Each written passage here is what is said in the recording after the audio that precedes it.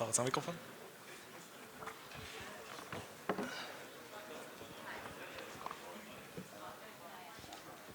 שומעים אותי? היי. אז צהריים טובים לכולם. קודם כל אני רוצה להודות לכל מי שנשאר פה בסביבה כדי לחוות את הפאנל האחרון הזה. דווקא די הרבה אנשים, אז אני שמח. לי קוראים רועי מרום, אני משקיע בסוני אינוביישן פאנד, שהיא קרן ההון סיכון של תאגיד סוני העולמי. במקרה אני גם יזם בלוקצ'יין לשעבר, אז כיף לראות פרצופים ישנים, חלקם יצאו מהתחום, חלקם חזרו, חלקם בכלא. הפאנל שלנו היום יעסוק בנושא מאוד מרתק של המטאברס ובלוקצ'יין גיימינג. אנחנו נצלול לנושא הזה, ניתן לכם סקירה כמה שיותר מקיפה, נבין על מה כל ההתרגשות בעצם. בעיקר ננסה לפרק את ההייפ הזה, וננסה לחשוב ביחד האם כדאי למכור את הרכב שלנו ולקנות אדמה וירטואלית במשחק כלשהו. אז לפני שנקפוץ לפאנליסטים שיציגו את עצמם, אני קצת רוצה למדוד דופק פה בחדר. כמה אנשים פה מגדירים את עצמם כגיימרים? אוקיי, יפה. כמה מכם התנסיתם במשחק בלוקצ'יין או שמכירים? אוקיי. NFTs, יש למישהו NFTs? פה אני מצפה הרבה, אוקיי, דווקא הכי פחות, מפתיע. ולמי יש שאלות ותהיות קיומיות לגבי המטאברס? אוקיי. יפה, אז בין אם אתם סקרנים או יש לכם ידע מוקדם בתחום ובאתם להשאיר את הידע, המטרה של הפאנל כאן שלנו היום היא בעצם לתת לכם סקירה ממספר זוויות שונות, וכן, אז אפשר לצלול, אז במחיאות כפיים בואו נקבל את חברי הפאנל שלנו, את מאיה זהבי, מייסדת דניאל קפיטל, קווין בקספלר מ-Remagine Ventures ושחר סורק מ-Overwolf. אני אתן לכם ככה, לתת לכם להציג את הספרים בקצרה ולהעמיק טיפה יותר על הקשר שלכם לתחום. היי, אני מאיה זהבי, ואני בעולם הקריפטו כבר הרבה שנים, מתקופת בלוקצ'יין, לא ביטקוין ואנטרפרייז בלוקצ'יין, עד קריפטו, דיפיי וכל המטה טוקן שבתוכו אנחנו עכשיו פועלים, ווב 3, ואני כיום משקיעת אנג'ל בקריפטו. שלום לכולם, קוראים לי קווין, אני הקמתי ומנהל את קרן הון סיכון Remagine Ventures ביחד עם שותף שלי איזי. אנחנו משקיעים מוקדם, pre-seed ו-seed, בעיקר בדברים בתוך או מסביב המטאברס, אז כל מה שקשור לעולם האנטרטיימנט, אינטראקטיב, אימרסיב, ודיגיטלי בעיקר. נעים מאוד, שחר סורק, גיימר מלידה וסטורי טלר. בין השאר, ההיילייט ששווה להזכיר, הייתי המייסד והמנכ"ל של סטודיו משחקים בשם 7 Element Studios, שתחתיו הוצאתי שתי MMOs לשוק. $1,000,000 ומיליונים של יוזרים. כיום אני מכהן כ-CMO של Overwolf ואחראי על כל אסטרטגיית הקריפטו של Overwolf moving forward. מעולה, תודה. אז אני חושב שאתה יודע, כולנו כאן כי יש buzzword מטורף סביב כל הדבר הזה של המטאברס, בייחוד אחרי ההכרזה של פייסבוק, a.k.a. מטא, ואני שם לב שהרבה יזמים ממהרים לתייג את עצמם כיזמי מטאברס, וגם משקיעים בעצם שמים את הטאג הזה תחת המטריה שלהם. אז קווין, השאלה הזו היא, בואו נתחיל עם השאלה הזאת איתך, מה בעצם הדבר הזה, על מה מדובר פה? בסדר גמור, אז אני גם מראש מבקש סליחה, יכול להיות שאני עובר לאנגלית מתישהו, כי הקונספט... לך על זה, אני חושב, למי פה לא אכפת, למי פה יש בעיה שנדבר באנגלית? יש פה מישהו עם בעיה באנגלית? Okay, awesome. Awesome. Let us know. I can try in Hebrew as well, but that definitely be easier. רק שתהיו בעניין, אנחנו היינו בטוחים שהפאנל באנגלית, ואתמול בלילה הבנתי שכל הכנס בעברית, אז תרגמנו את כל השאלות. אני יכול לנסות בעברית, אבל I'm going to sound like an idiot. I'm going to sound like an idiot. לא. I prefer not to. Never. Metaverse, what it is and what it is not. And I assume, I missed some of the earlier panels, but I assume you talked a lot about Web 3 and the evolution of the internet, Web 1, Web 2, and Web 3. And the metaverse fits a bit into that as well, but it's maybe also important to highlight some differences to Web 3. So Web 3 and metaverse, they can overlap, but they don't have to overlap. Metaverse doesn't have to be decentralized, or a metaverse doesn't have to be built on blockchain only. So the metaverse is less a place. We look at it less as a place. We look at it really much more of a period in time. If we go back 30, 40, 50 years, even back longer, we are starting to spend more and more time online. And in '99, for example, about 4% of the population was online. Today, it's way over 60%. So as we move our lives online and our lives become more digital, and the importance of our digital lives becomes increases, right? We can see that with digital assets and NFTs, and we can see that with the skins in games. That's really what we refer to as the metaverse, as we transition our lives to become much, much more digital. And then the metaverse is not one or two, it can be, there are probably many metaverses. Some examples I'll get into in a second, but basically the idea is that you have a place online, digital, which think of it as a virtual world or a digital theme park, or where you can shop and buy and hang out and play games and maybe watch a movie together or do whatever you want to do online. So good examples of those are actually centralized metaverses like Roblox or Fortnite. They've been around for 15 years, and Fortnite, Epic with the Unreal Engine even longer, 20 years, 25 years almost. And those today are some really good examples where you not just game, but you have a lot of commercial activity, you hang out and you meet with friends. So there's a big social aspect to this. Having said that, there are also some really interesting examples in Web3 where it overlaps with the metaverse, and whether that's Decentraland or Sandbox or play-to-earn games. And that's sort of how we look at a metaverse. There should be some immersive aspect to it, an interactive aspect to it. It shouldn't just be a Zoom video call. We wouldn't consider that to be part of the metaverse. But so it's important to understand what it is not. And I'm going to stop here and let my colleagues say also. It's not just VR. No, there should be. I mean, we do want to see some 3D angle, but it doesn't have to be VR, right? Not at all. It can be, but it doesn't have to be. No. A few things. I'm going to say a few things, and I'll try to go as high as I can in level and not talk technology at this point. But I'm going to expand a little bit about what Kevin just said. There is a change in culture in humanity, and the change has to do with each and every one of our personal identities. So most of the people sitting in this room are still very much tied, or more tied, to their physical identity rather than their digital identity. The younger generations, I have young kids who play Roblox and Minecraft and all that, but the younger generations are tied equally to their virtual identity, if not more, which means that how they show up online is more important to them how they are in physical life.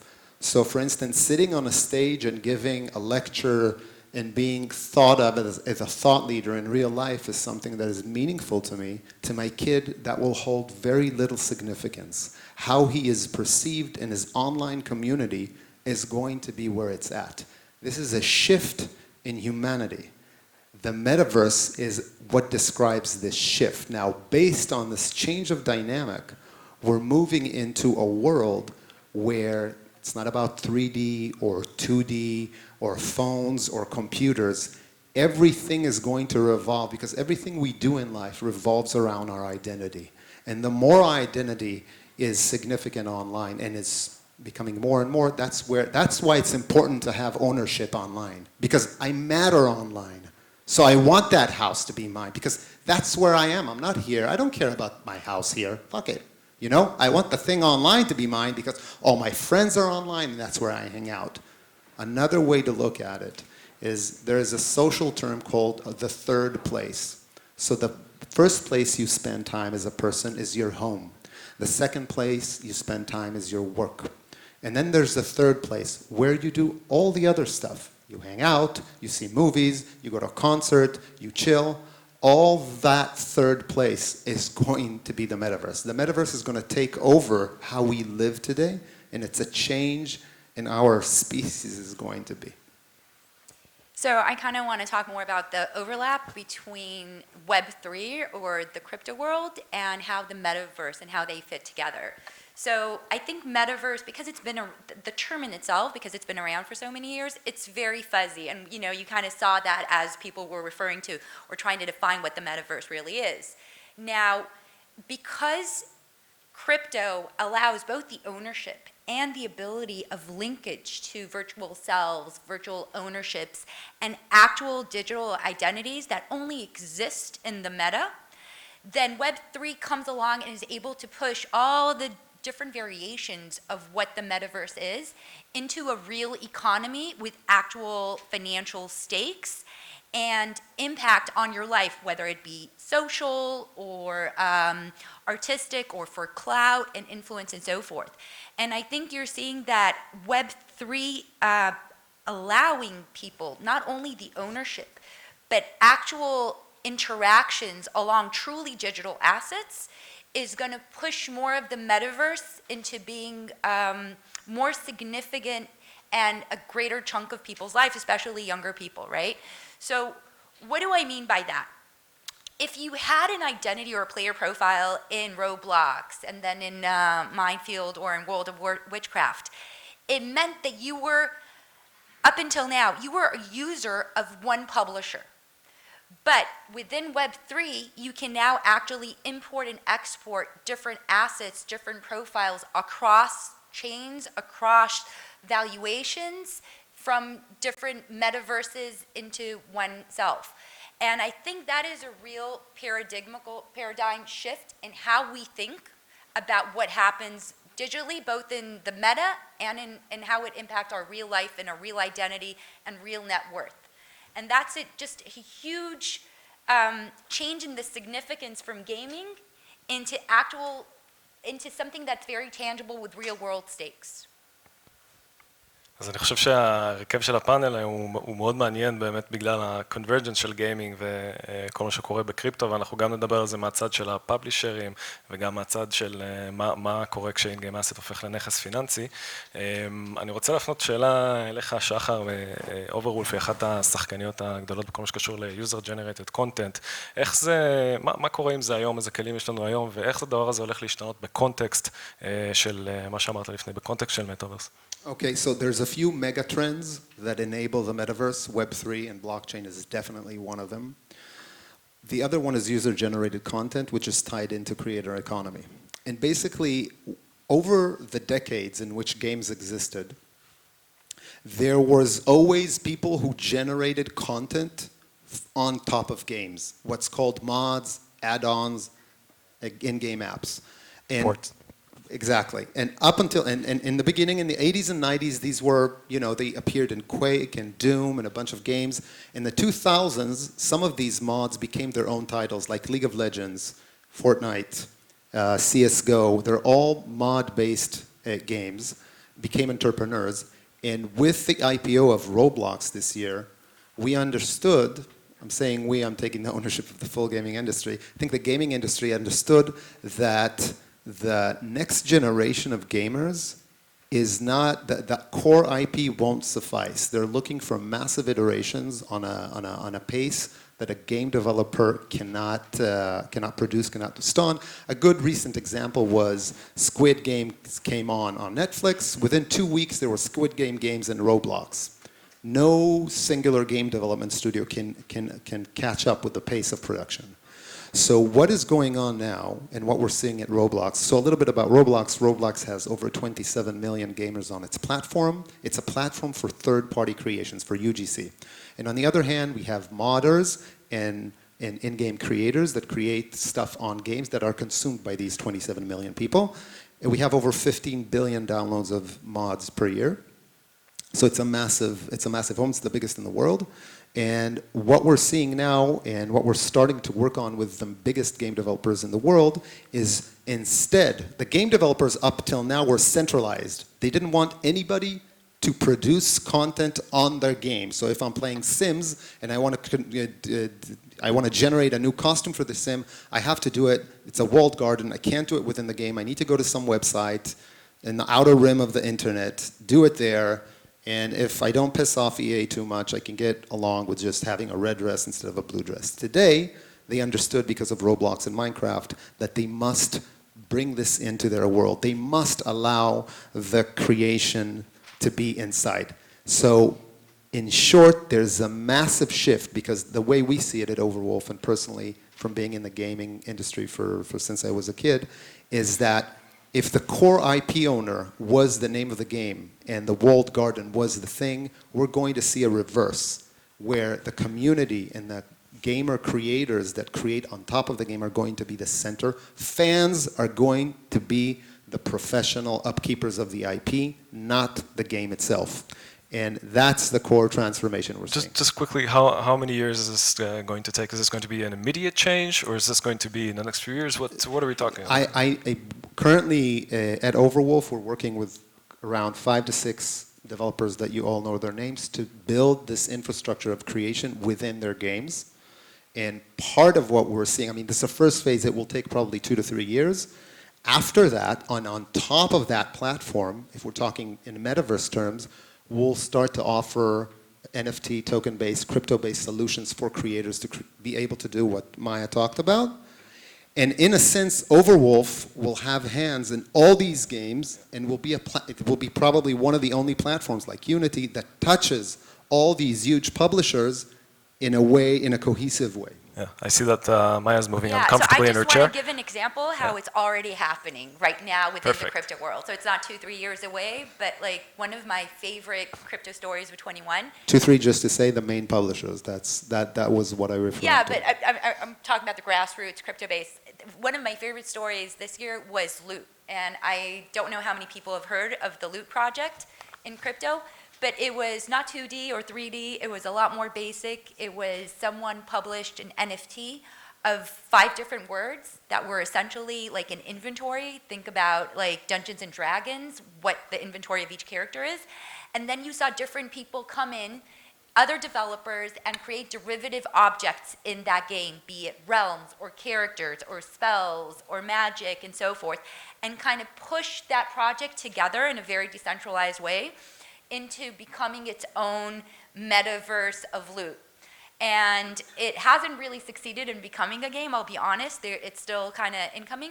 But what was really fascinating in the Web3 iteration of this decentralized game development was that it was financialized from day one, meaning it had its own economy and people were able to buy on a primary and secondary market and create DAOs for different objects or around different communities of people who hold different objects in Loot.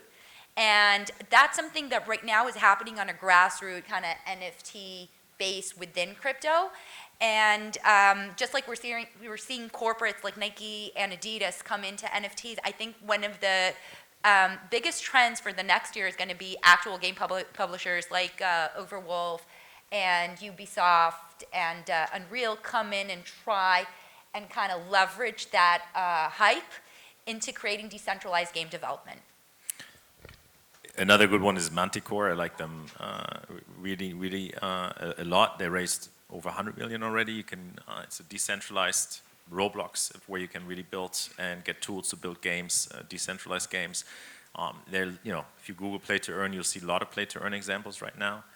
I do believe it'll still take us a bit of time to figure out a lot of the challenges. We have challenges on within the economy of these games, especially if you look right now, they have a significant inflationary problem there. We have challenges on the crypto side in terms of making it easier to onboard the non-enthusiasts, right? To make it really easy and less congested, and hopefully there'll be some really nice layer 2 and other sidechain solutions that'll help us do that. But I think in the future we'll have centralized places in the metaverse, we'll have decentralized places, and certainly really, really exciting is when I think it all meets. So we have creators that mod and create games and are allowed to do that, and I think publishers, as as was said, will have to really open up their walled gardens, and but at the same time we'll see some grassroots projects that are already exciting. Not just within games, by the way. If you look at Bored Ape Yacht Club, I think that's one of the most really interesting social networks that's coming up, and is, I think, one of the reasons why Mark was really quickly to rebrand and attack the space, because the community that Maya talked about, there's a community economics involved, and there's a huge social aspect to this that will bring about, hopefully, some change within the digital internet. I just want to add that the game economies, both of these communities and the games, are really one of the issues that is going to impact a lot of the new users onboarding, but also the game creep, meaning how many people are going to continue playing a lot of these games. And you saw it both in Loot and in Bored Ape, meaning in Loot, people who were early had already made money, had a premium, and became like the wealthy people in that metaverse. And the same with Axie, right? Getting in means you need to invest money in the game assets because other people already have a 4 on you. And the outcome of that is there's going to be a lot more game intermediaries or community intermediaries within the metaverse, meaning you're going to see almost like a bank where essentially they loan you in-game assets or rent out different characters or objects that you need in order for you to start playing the game. And you see like a whole new equilibrium happening both from the creator side and the continuous like game adoption that is very different than what we've become accustomed to in like centralized game publishers. You have already scholarship programs, right? So for Axie, actually over 60% of Axie are scholars, meaning they themselves can't afford Axies. So an organization, a guild, or lends them the Axie to play and earns 25–30% of a cut. But that is also creating a problem for the economy and for the inflationary pressures. And there's still questions and problems around the value creation within play to earn, because Axie is really built on growth. And once growth stops, it's going to be challenging to actually monetize, because right now Axie is monetizing mostly breeding and new and breeding and some sale of the in-game currency. But I think those problems will need to be, it'll take some time to figure those things out. So I want to take a step back, but stay on this particular topic, and this one is for you, actually, Shacha. Sandbox and Decentraland. Very similar to Roblox, Minecraft in character, but Roblox, Minecraft, I can buy a sword for like $1, right?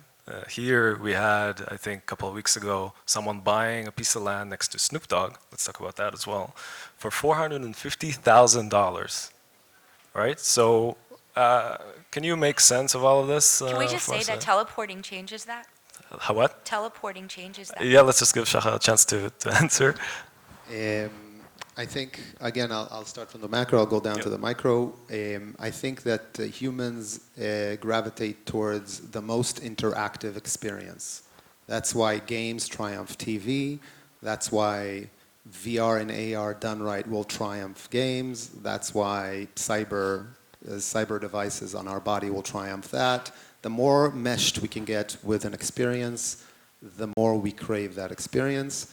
And with what happens in Web3 or play-to-earn type of games or these types of environments, first of all, there is no walled garden. There's no IP owner who can pull the plug on the experience. So there's a whole layer of, again, I can come there, it's mine, I own it, I really own it, nobody could shut it down. Roblox and Minecraft can shut down your purchase if they decide to. They can reverse a transaction. They can cut it out. So $1 is really what it's worth, because there's a lot of risk if the central owner decides to take precautions or decides to balance, which happens a lot in games, which is one of the challenges Web3 games will have to figure out. The challenges when there's a lot of users coming in, games balance economies constantly. It's an art form. That's why World of Warcraft is so popular, or some of these games. Underneath, there's an underlying economy that gets tweaked day in, day out to allow for you to experience the item you're purchasing. So if it's rare, if it's legendary or whatnot.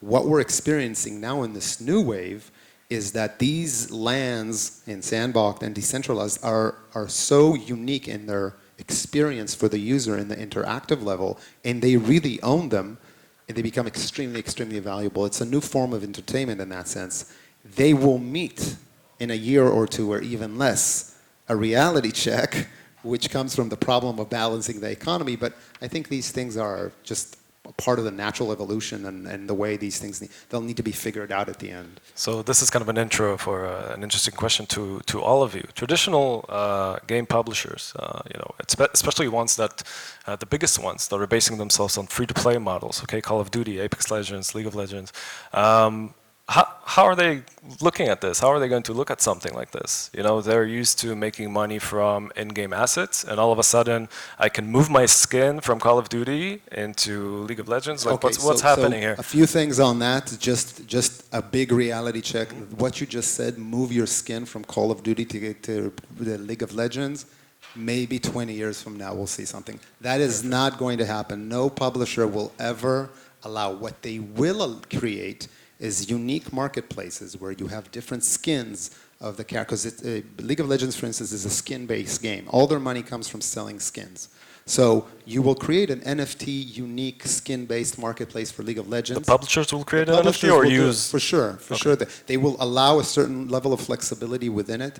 Any esport game is even more severe in being a closed garden because you cannot tweak the rules of the game because that gives integrity to the competition. So you can only play with the aesthetics. And the aesthetics, you can play, this is, like Nike now buying that, what was the name of the agency? Artifact, right. So you can play with aesthetics as much as you want, but not with gameplay. So they'll create ecosystems and marketplaces around the game. I believe we'll see that happening very soon. I'll counter that. I've seen Ubisoft has been playing with different iterations where the idea that part of the rationale behind having a decentralized game is that it's self-combustible, meaning the publisher comes in, writes the rules, and basically allows different communities to kind of fork it and take it in different ways with different marketplaces, which at that point they can be kind of cross-game and between the different versions. So you're going to see several iterations of new what titles, happens. yes. Ubisoft Old has already done titles, this. Like it has new titles, not old. You won't see it on sure. Assassin's Creed. And that's a big thing because Can I just finish my point? Yeah, just a sec. In terms of there's very few big titles in the world, there's 10. And these are the real money makers. Once it gets there, we were in a different world. The other ones will creep up. I know, I totally agree. But I think right now what we're seeing is mostly the corporate grab, meaning there's something very buzzy with a lot of hype, and every single corporate from sportswear to gaming to different Hollywood studios is going to rush and create some NFT to represent something, even if it's just like a subscription or a small community within their game. And then you see the indie side actually embracing the more experimental stuff. So maybe to just bridge this, every game publisher I speak to is super interested. Not every game publisher will be equally aggressive in entering the space or not. Some will just watch from the sidelines a bit. Some are investing in play-to-earn games to sort of understand what's going on. Some are investing in funds. Ubisoft, you're right, was very aggressive on with crypto. a huge backlash, important to say. And there was a huge from backlash. both inside the I was just gonna company talk about and the that. gamers. So they wanted to introduce NFTs into one of their traditional games. And what's interesting, and I guess it's interesting, the traditional gamer demographic completely rejected it. And to us, that might be strange because we're all super excited about NFTs and the potential of digital ownership. But the traditional, the community, I think they racked up thousands of dislikes within a few hours and had to take the video down. So there's still a disconnect between crypto community and the core gaming community, which is 2.7 billion. But hopefully in time, they'll come together and we'll bridge some of that. I want to expand on what Kevin just said. So regular gamers, when they're playing a game like World of Warcraft or League, could care less about crypto unless it presents an immediate value, and that value has nothing to do with monetary value. It's a very purified experience. So whatever solution comes and offers, perhaps it's fueled by crypto underneath, but it needs to be an experiential value.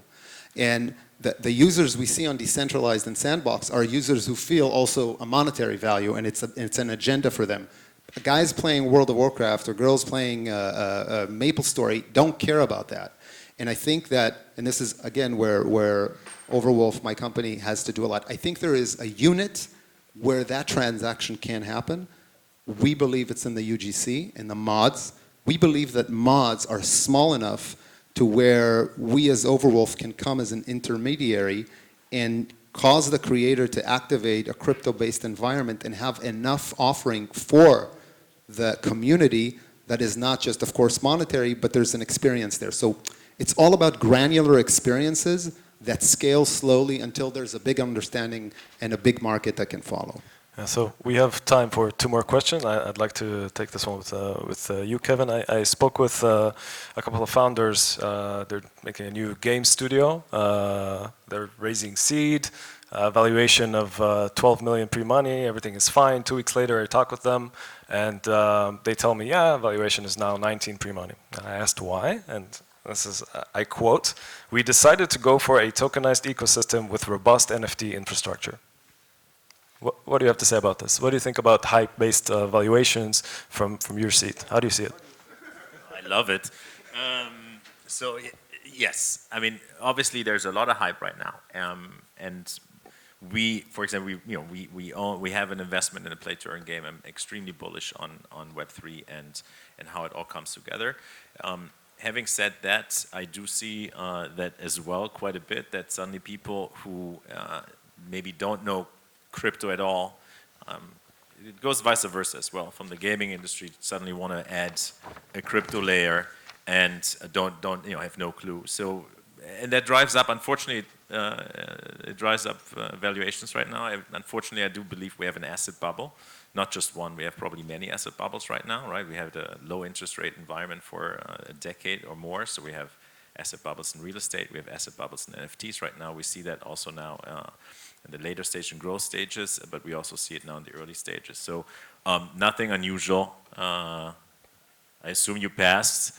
And having said that, I do look at the team, right? So if there's somebody on board that does have crypto experience, there's somebody on board that understands game design, then it becomes interesting. And I think then it becomes potentially real. So really, that's I want to quickly add just to say that if I heard that sentence, in Overwolf, I also make investments in play-to-earn and in blockchain infrastructure companies. And that sentence would have made me personally probably shut down immediately, because forget the crypto aspect. To make a successful game in any genre is a very, very difficult and rare thing to do. It's like capturing lightning in a bottle. Put the crypto aspect on it. Even if the team is great and they know crypto, they might have a spike up, okay, the tokens up and everything, but to sustain a community and to know to tweak the dynamics and economics, this is a feat not a lot of teams can accomplish. So the combination of these two is very scary. Yeah, and I think we've seen a lot of people come in the last bubble who said, we're going to do gamings, we're going to provide different in-game economies, before NFT was even something that buzzy. Yes, I've heard of ICOs. Same government. So, and all those companies that said you're going to be able to tokenize your payments and so forth, they all failed. And the trick is that I think games are magic, but more than that, the capabilities of blockchain in itself are very much exaggerated. And when you really need to do on-chain gaming and different computations that you do need to make something successful, most people don't understand the limitations that they're working with. And so my bet is that the crypto-based game that's going to go mainstream is probably not going to come from a crypto company. It's going to come from people who really understand gaming, but also understand the limitations of what they can do with crypto and how it really should fit into their strategy. Perfect. So we really have to finish. You mentioned bets. Let's make a bet, 10 seconds really from each, because we really got to go. You mentioned Artifact, which Nike just purchased. I spoke with the company in May. They were raising $8 million. 4 months later, they are purchased for an insane amount of money, which I'm not going to say, but really insane. What's your prediction for the next acquisition in this space? Can I start? Thank you, because I think this was one of the aspects of the metaverse that we've kind of really ignored. and that is the art and gaming aspect. And we've seen a lot of the NFTs come in as art, which they were basically like ugly toads or rocks or stuff like that. But one of the things that I'm actually really excited about is the combo of art and games. And we're starting to see that a lot more. You saw it with Damien Hirst, if you guys are following the Corruption project, and you see where people are finally experimenting with both through DAOs and arts, but creating a game as a side of how they experience these objects. And that's because up until now, people have always looked at media as a one-time experience, how the game was built, how a photo was photographed, how a video was filmed. And now things can basically live on-chain and change according to how other people interact with that. And that's like a really meta aspect that has nothing to do with like the storytelling of the metaverse, but you're seeing more and more, and that's a big theme for me going forward. So returning to the question, Kevin, 30 seconds, which company is going to be acquired? So the companies I really like in the crypto space are Sandbox and Decentraland. Obviously, once they become fully governed by a DAO, it becomes more difficult to acquire them. That transition, although is often very slow, so I find them really interesting and attractive because they have a big lead compared to others. And I believe also we'll continue to see new UGC IP that's going to be created, whether it's at Overwolf or through other places, and I think those will be acquired as well.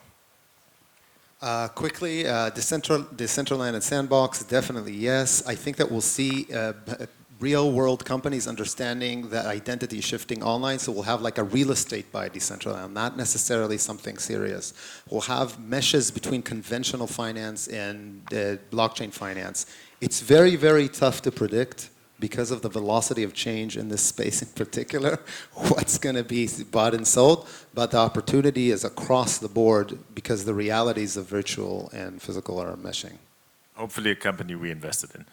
Hopefully a company. So I want to take the... Or the identity part they already invested in. I want to thank the audience for taking the time to be with us here today, and of course, each and one of you, thanks a lot.